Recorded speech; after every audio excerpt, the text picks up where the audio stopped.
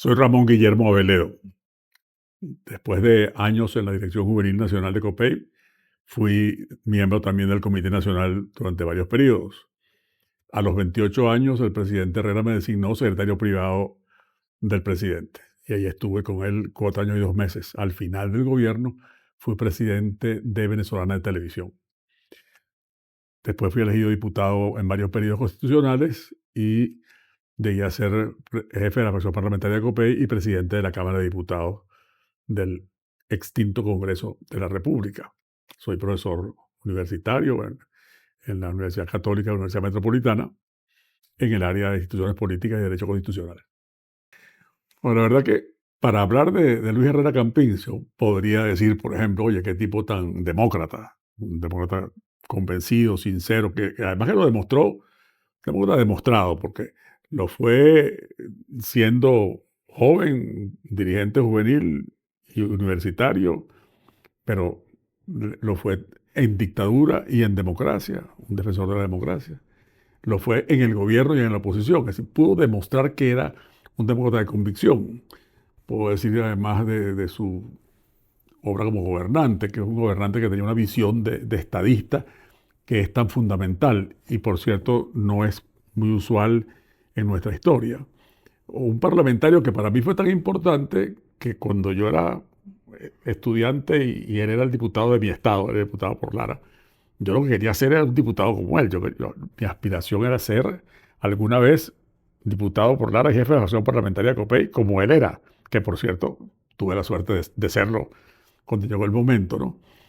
Bueno, un escritor con una agudeza enorme o también con una cultura inmensa.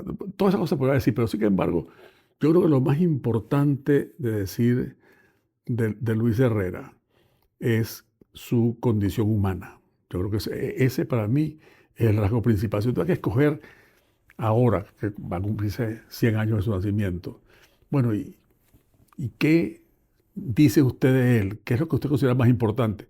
Es la condición humana. Era un, un verdadero, un ser humano en toda su dimensión y además un humanista. Y yo creo que buena parte, puede decir que los aciertos en su vida y en su obra de gobierno estaban signados por eso, por su condición de humanista y también sus errores. Muchos de los errores cometidos, que por suerte no fueron tantos como los aciertos, pero fueron también por esa causa, por ser humano, por tener una comprensión de la naturaleza humana, un respeto por la dignidad de las personas y una conciencia de que los seres humanos somos falibles, nos equivocamos. Y eso da una gran humildad para comprender que efectivamente nos equivocamos, pero también que podemos corregir. Y una gran comprensión frente al error ajeno. Cuando uno ve en su obra de gobierno las prioridades, la educación, la cultura, que la gente tuviera vivienda, una política exterior basada en el respeto a los derechos humanos y a la democracia, el que está ahí es el ser humano.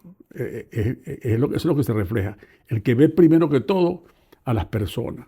Y yo creo que ese sentido humano de Luis Herrera es su característica principal.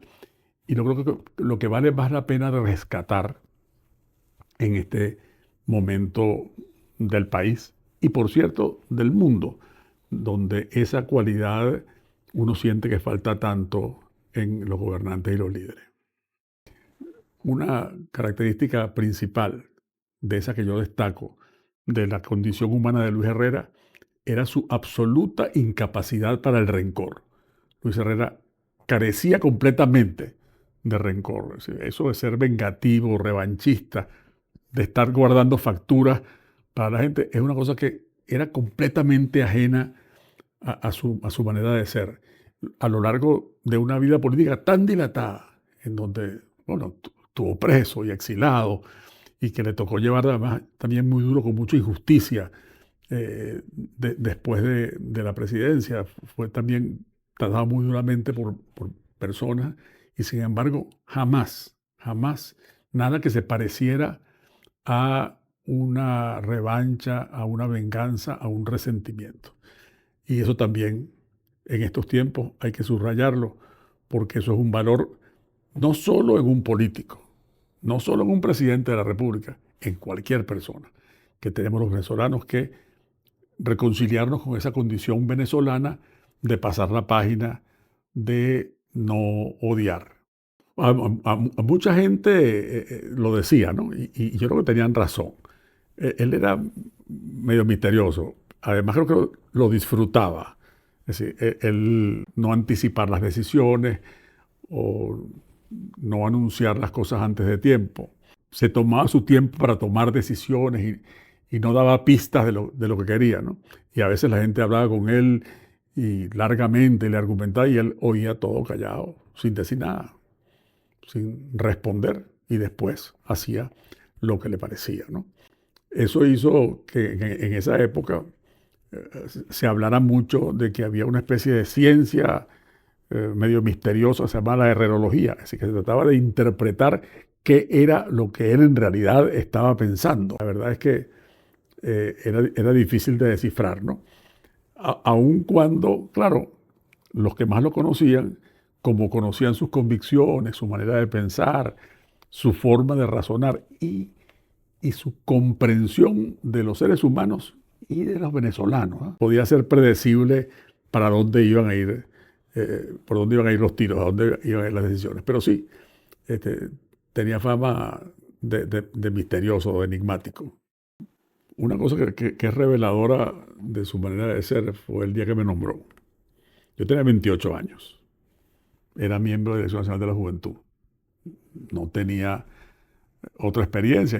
Había trabajado en el Congreso de la Fracción Parlamentaria y había trabajado con él en ODCA, pero no tenía otra experiencia, experiencia pública, pues. Me había graduado de abogado 5 años antes, a los 23, ¿no? Entonces, cuando yo llegué, yo estaba en un viaje a Perú y Bolivia en trabajo de ODCA, y cuando llegué, mi esposa me dijo: te está llamando García Bustillo porque el presidente electo te está buscando. Entonces, bueno, tenía cita al día siguiente y llegué allá, a su oficina, el presidente electo, de la Torre Central, donde está ahorita la CAF. Y en ese momento, bueno, empezamos a hablar. Y él me preguntó: ¿y tú estás dando clases? Sí. Debes seguir dando clases porque eso está bien, para que no pierdas el contacto con la gente, el contacto con los jóvenes es muy importante. Bueno, ¿y cuántos hijos tienes tú? Entonces, en ese momento eran 2. ¿Y qué edades tienes? Tal. Bueno, sí, había uno que acababa de nacer y la otra ya tenía 4 años, ¿no? Entonces, bueno, está bien, hay que atender a los muchachos, no te puedes cuidar con las ocupaciones y atender la casa, a la esposa y a los hijos. Sí, pero bueno. Y así me hace pregunta: ¿dónde es que tú estás viviendo? Ah, no, eso no es lejos. ¿Está bien? Entonces me dice: es que estoy en plan de ofrecerte la secretaría privada, me dice. Así, estoy en plan de ofrecerte. Y yo, que no esperaba eso, él tenía el temor de que me iban a mandar para una cosa del exterior, para Cancillería, cosa que a mí me gustaba mucho ese tema, pero no me interesaba para trabajar ahí. No quería. Yo quería quería seguir en el partido y en realidad quería ser secretario general de la Juventud, lo que yo quería hacer en ese momento. No esperaba eso, ¿no? Entonces me dice: el sueldo no es malo. Yo le digo: bueno, eso es el sueldo de menos. Le digo. Dice: sí, yo sé, pero tampoco es malo. Y entonces me dio varios consejos y tal, y así quedó. Esta tarde habla con Gonzalo. Bueno, me fui a la oficina del Muhammad, que era el jefe de prensa de la campaña, que tenía una oficina allí. Y yo: chico, o sea, que me dijo Luis Herrera, me dijo esto. Ya está, eres el sector privado. Dice: no, pero es que no me dijo que es el sector privado, me dijo esto, es así lo que le estoy contando. Dice: bueno, pero olvídate, eso es. Esa tarde llegué a la oficina de García Bustillo a las 3, a la hora que me dijeron. Estaba ahí Román Duque, Mauricio Soriano, Carlos Eduardo Herrera, Lovera y yo. Y entonces dijo García Bustillo: decisiones del jefe del Estado. El doctor Soriano, viceministro de la Secretaría. El doctor Aveledo, secretario privado del presidente. el doctor Duque Corredor, consultor único de la presidencia. El doctor Lovera, administrador de Miraflores. El doctor Herrera, secretario del Consejo de Ministros. A trabajar, y ya está. Y así fue. Así fue. Una cosa que para mí era inesperada. Y pensar que tantas personas que pudo haber escogido para ese puesto y pensó en alguien que era miembro del directorio del Gobierno Nacional. Y más nada, ¿no? Pero ese era el hombre, ¿no? Y siempre ese era su estilo, ¿no? Por eso era que era misterioso, porque la gente no sabía qué hacer en ese gobierno.